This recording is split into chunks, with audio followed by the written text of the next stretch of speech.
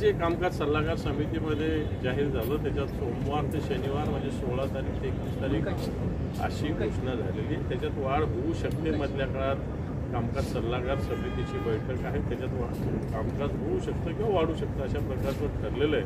पण आत्ताच्या घडीला तरी 16 ते 21 अशा प्रकारचं कामकाज. तुमची मागणी काय होती सर? तुमची मागणी काय होती? म्हणजे हा फार कमी कालावधी आहे. मोबाईल आता सरकार नवीन आलेलं आहे. लक्षवेधी तारांकित प्रश्न वगैरे या सगळ्या बाबी नाही आहे. वेगवेगळे आयुध वापरून पुरवणी मागणी असतील, राज्यपालाचं अभिभाषण असेल, विरोधी पक्षाचे प्रश्न असेल, त्याच्या माध्यमातून आम्ही निश्चित जनतेचे प्रश्न मांडू. परंतु अधिवेशन 5-6 दिवस म्हणजे अतिशय शॉर्ट पिरियड आहे. किमान 2 आठवड्याचं तरी नागपूरला अधिवेशन झालं पाहिजे असं मला तरी वाटतं.